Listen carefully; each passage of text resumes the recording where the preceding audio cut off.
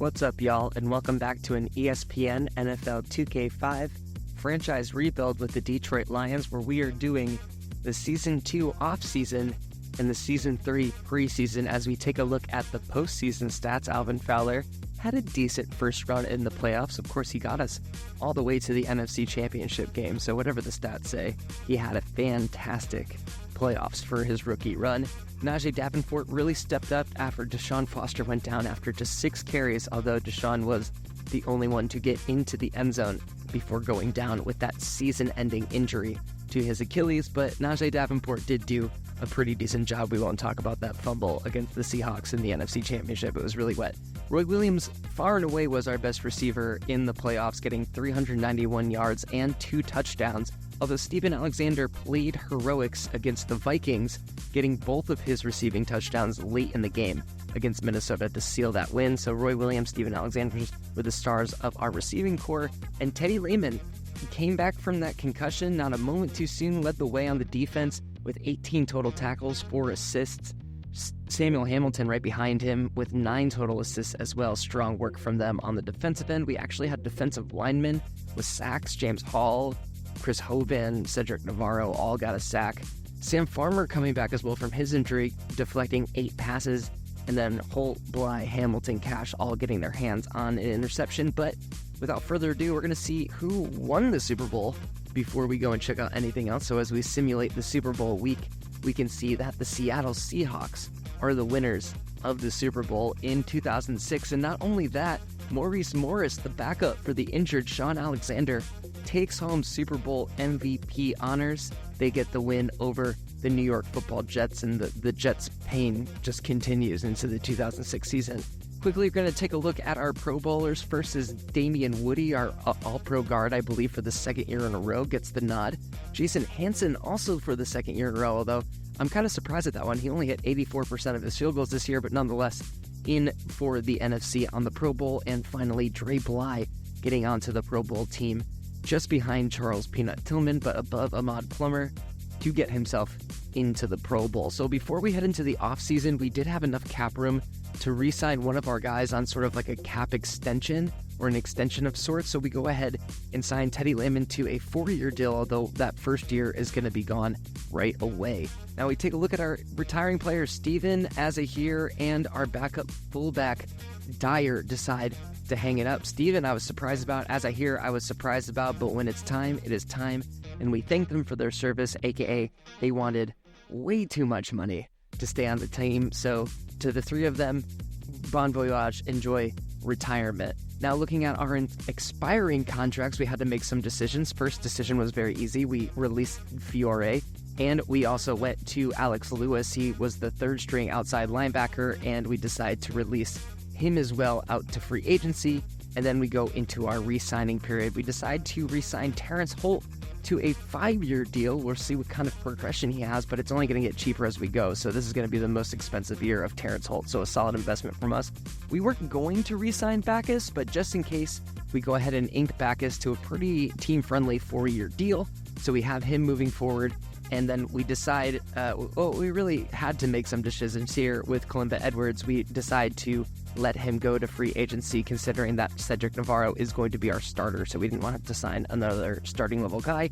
And we're signing, giving him $2,833,000 guaranteed is not really a prove-it deal, but he's only going to get more from here. So hopefully Deshaun Foster can stay friendly. His contract is tradable. Now, right there are just the prizes from free agency. You can see Jerry Porter going to the Chargers, and Derek Mason gets signed for 1 year by the Panthers. So those 2 guys go in free agency. Spoilers, we didn't sign anybody in free agency. As you see, Travis Henry goes to the Pittsburgh Steelers, and now we are all in on our scouting for the first round. We decided that we wanted a tackle, and we really like this Ward kid. So in order to get the first round pick that we're looking for, in order to get Ward, we decide we are going to ship out Joey Harrington, who are in need of a starting quarterback. So we go ahead and get a 1st and 4th round pick back from the Texans for a 2nd and 3rd round pick along with Joey Harrington, and we are headed right into the draft, and we have our 1st round pick from the Texans. And so with that 1st round pick, we are able to select our guy M. Ward from Florida State. Looking at those fantastic stats, Moses Ward's, apologies to Moses, and that is our first round decision. Now in the second round, we go for the best overall player available. This guy, Dewey Walters, was on both of our lists, both the rookie list and our scout list, so we go ahead and take him. We still want to try and fill our need at guard, so we go ahead and grab Stanley Garrett, big fella out of Kansas, good grass-fed boy. Speaking of grass-fed boys, corn-fed boys, Doyle Wood out of Nebraska, 324 pounds, also hopefully going to serve as a backup for our center position. Now we have a need potentially at fullback very, very soon, so we're taking an eye at Travis Glover out of Wyoming. Wyoming's usually a passing offense, but we're hoping that Travis Glover has something to show.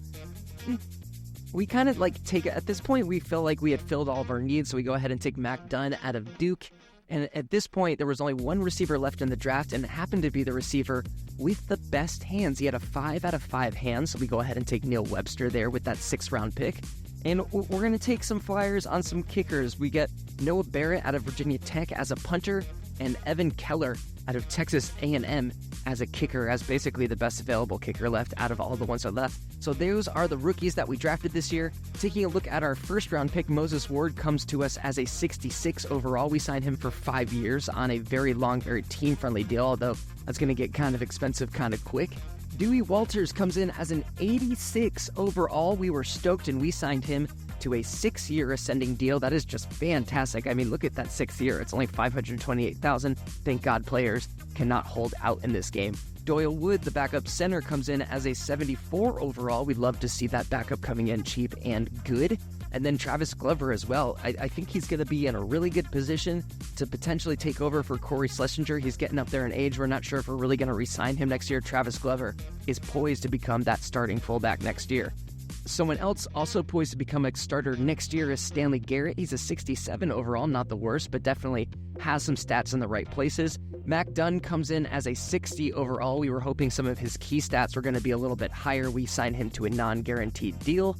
Neil Webster, a 52 overall, non-guaranteed deal for him. 5 years, though. We're very excited about his catch rating, which is in the high 80s already. Evan Keller is frankly a stinker. Spoilers, we're going to cut him, but we wanted to keep him for the preseason to see if his ratings popped. They didn't really. And Noah Barrett comes in as a 62. We're not thrilled with our punter right now, so we signed him to a longer non-guaranteed deal to see if the preseason does him any services. So there's a look at our preseason schedule. We got a little NFC Championship rematch here against the Seattle Seahawks in week 1 of the preseason, and that is where we're going to begin. Take a seat, relax, enjoy this first preseason game as the Seahawks already score a touchdown on the backups, and we will see you at the end of the game.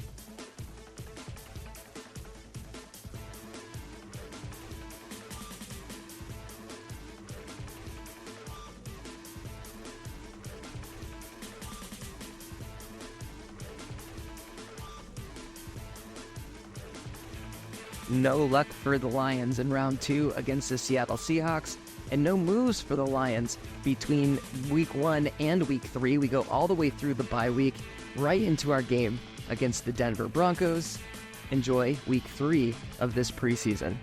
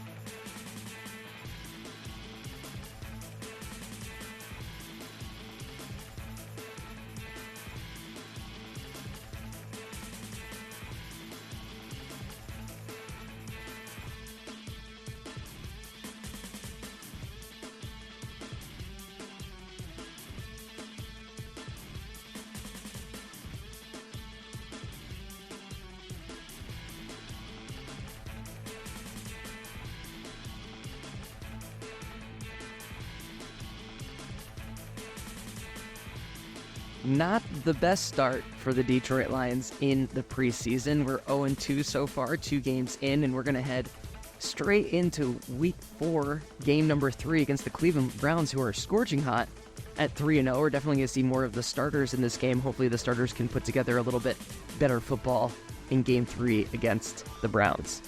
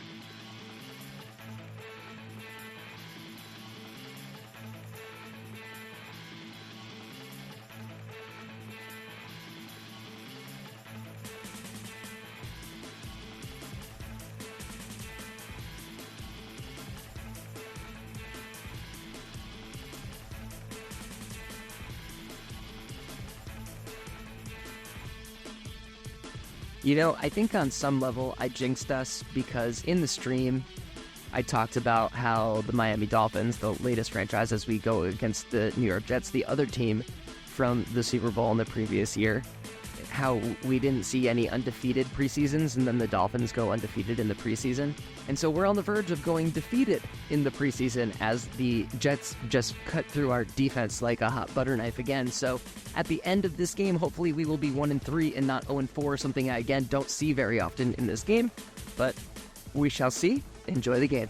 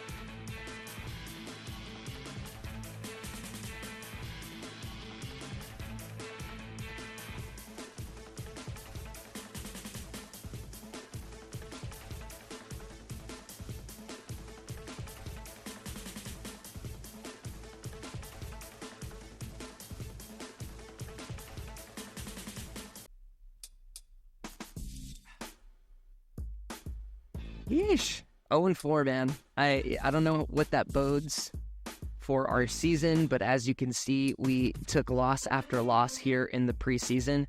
We somehow managed to do it without anyone really major going down, so this is a healthy team that goes 0-4 for the preseason as we take a look at our schedule, and we are off to the races right away. Green Bay, Minnesota, and Chicago. Straight off the bat, we're playing the NFC East again before a 6th-week bye week. Maybe that was a 5th-week bye week. I've never been good at math. We have a pretty daunting middle of the schedule before we head back into our NFC North opponents for the end of the season. So we're starting and ending with some of the most important games of the season, and hopefully that stench of our 0-4 start for the preseason does not translate into season number 3. But let's see at some of the progression of our key players. Alvin Fowler in year 2 raises up to a 72 overall. We'd love to see it. He was about a 69 last year. Nice. And here's the surprise of the offseason. Not only did Deshaun Foster not get hurt, but the 5th-year guy out of UCLA is now all the way up at a 98 overall. We'll see what kind of damage he can do this year. Roy Williams has been one of the best wide receivers in the NFL for the last 2 years, and I think his stats are finally starting to catch up with him. He's now a 90 overall. We'll see what kind of damage he can do this year with his stats as high as they are. We absolutely love to see it. Good job by Roy Williams. Continuing the party, Dewey Walters, our rookie out of Louisville, is jumping all the way up to a 93 overall. I've never drafted a guy that jumps into the 90s on the first season before he's even played it down. We love it. And speaking about guys that we drafted, Vernon Green in his second season peaks into a 94 overall. He joins our other elite lineman, Damian Woody, over at that left guard spot, hoping to have a third consecutive Pro Bowl season. So the pieces are certainly there as we go ahead and ruin the spoilers that we already ruined for you, as we had a little bit of indecision about it and then said, you know what, no, we don't need him on this team. Evan Keller, good luck to you. You'll be finding a new team for yourself. We also decided to let go of Mac Dunn. His stats just didn't pop, even though he did improve slightly. So we're going to go ahead and say goodbye to him. And there was one final hole that we needed to fill in the form of another guard spot. Garrett was not quite ready for a starting position, so we go ahead and take Laverne and a pick to get Cozy Coleman from the Tampa Bay Buccaneers. As you can see here, he's only a 79 overall, but those blocking stats are in the 80s, which is what I love to see, and it definitely is translating on the stat page. We are now a 91 overall rated team with an 85 overall rated defense. We definitely are hoping to get a couple of more elite guys on that end of the ball. I believe we don't have any elite guys on that end of the ball anymore, so we have had some regression there, but other pieces are improving. But that offense, man, 93 overall, we've got some weapons for Fowler to work with. We feel like we drafted really, really well this time around, and we are very excited for game number 1 coming up very soon against the Green Bay Packers. So if you're also excited for season number 3, go ahead and smash that sub button. We're so happy for you to be here. Thank you so much for watching these videos. Like and comment, and of course subscribe, all that YouTube jazz. And I hope you have a good one. This is Peanuts 24/7 signing off.